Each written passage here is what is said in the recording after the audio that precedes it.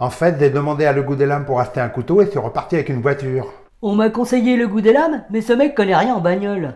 Nous on sait pas ce qu'on fait là. Non. Rendez-vous sur www.youtube.com/le goût des lames. Mais finalement, on va peut-être Non. acheter un couteau. Il connaît rien du tout en voiture. Il m'a vendu une bagnole pourrie, mais il est super sympa. Regardez le goût des lames. Bah moi je suis juste venu pour lâcher une caisse. Hein? Allez, salut Le Goût. Ben nous, on attend toujours le goût des lames. Hein. Non. Rendez-vous sur www.youtube.com/le... Et merde. Bonjour à tous, j'espère que vous allez bien. Ouais, nous ça va, hein. Une semaine sans tripotage, on est bien reposé. Et toi, ça va? Oui, moi ça... On s'en fout. Ok, ça commence fort. Bref.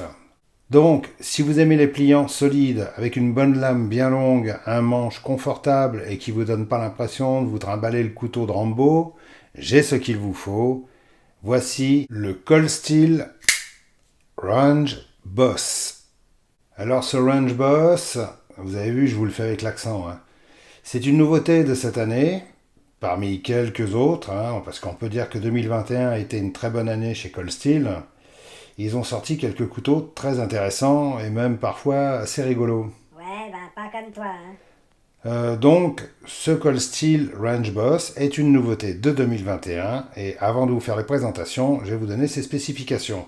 Il fait une longueur fermée de 13 cm 5, longueur ouvert 23 cm 5, longueur de lame 10 cm 4, longueur de tranchant 10 cm 2, épaisseur de lame 3 mm 4, hauteur de lame 2 cm 5, longueur du manche 13 cm 5, l'épaisseur du manche est de 9 mm 5, la lame est en acier 4034 SS, de forme clip point avec finition stonewash, et les plaquettes de manche sont en nylon renforcé de fibre de verre, et son poids est de 94 grammes.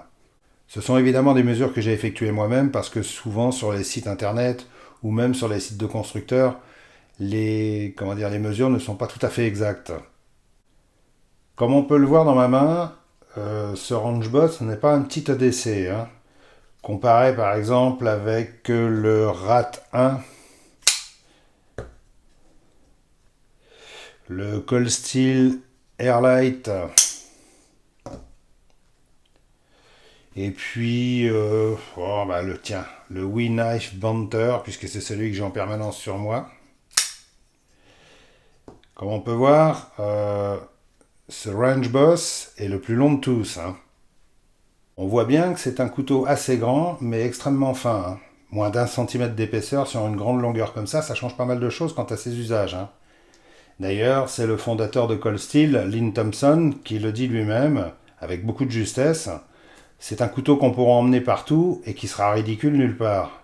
Parce qu'il est léger, très fin, mais aussi très solide et avec une grande lame et un grand manche confortable. Quand on regarde ce couteau sous toutes les coutures, on voit bien que c'est du Cold Steel, c'est bien fini sans être exceptionnel. L'ensemble respire la solidité. Cette lame de type Bowie très traditionnelle aux USA est popularisée par les couteaux de poche américains de type Buck et d'autres marques plus anciennes dont j'ai oublié le nom d'ailleurs. Avec son tranchant droit sur les 3/4 de la lame qui se finit sur une forme clip point, qui est la forme caractéristique des couteaux de chasse et des couteaux utilitaires que des millions de gens utilisent depuis très longtemps dans le monde, et qui permet de faire un maximum de choses grâce à sa forme assez polyvalente. Deux choses que j'apprécie beaucoup sur ce modèle. D'abord, c'est le thumb stud. Bon, on va dire bouton de pouce, ça sera plus simple pour moi et pour vous. Vous remarquerez qu'il est bien en arrière de la lame, donc il ne sera pas du tout gênant quand vous irez taper dans le gigot ou la terrine de lapin. Autre chose intéressante, c'est que ce bouton de pouce n'est pas de la même longueur de chaque côté de la lame, et il est démontable et réversible. C'est pratique pour ceux qui préfèrent ouvrir leur couteau à l'ancienne avec les deux mains, ou pour ceux qui se contentent d'ouvrir leur couteau tranquillement en accompagnant la lame avec le pouce, et qui n'ont donc pas besoin d'un bouton de pouce gigantesque. Et ça, je trouve que c'est une bonne idée.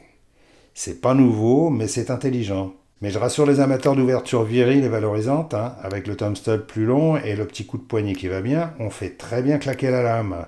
Et ça va faire plaisir aux fans de flipper, lol. Non, je parlais pas de toi. La lame est bien stonewash. Alors je vous rappelle que c'est Pierre qui l'a lavé, donc vous pouvez le féliciter. Hein. J'aime bien sa forme générale, son émouture est plate totale, sa pointe est bien faite. Sur une des faces, il y a écrit en gros Range Boss. Bon, avec Cold Steel, on sait tout de suite chez qui on est. Hein. La discrétion, c'est pas leur truc. Il suffit de voir leurs gros 4x4 qui polluent, leurs grosses boucles de ceinture qui brillent, leurs gros flingues qui font pampan, leurs gros bides qui font floc-floc, et leurs grosses femmes trop maquillées qui font trop de bruit. Hein. L'autre gros point fort de ce couteau, c'est son manche. Il est super fin, mais il est super long et son grip est excellent. Et ça, croyez-moi, qu'avec mes mains toujours... Baladeuse. Je croyais qu'on en avait fini avec ça. Bah, quand tu garderas tes mains dans tes poches, hein. Ouais, c'est clair. Plotter. Bref. Donc, avec mes mains toujours trop sèches, j'ai souvent du mal à trouver un couteau qui accroche bien dans la main. Par exemple, le Ontario Rat 1, qui est un super couteau, hein, je n'arrive pas à m'en servir longtemps à cause de ses plaquettes trop glissantes. Et là, très honnêtement, Cold Steel a mis des plaquettes super grippantes, c'est même limite abrasif. Hein. Vous pourrez pratiquement râper le fromage avec. Donc, quand vous avez ce couteau en main, il ne risque pas du tout de se barrer, et vu sa finesse, c'est carrément bien pour ceux qui ont des grosses paluches ou des petites mains. Tout le monde sera à l'aise avec ce couteau.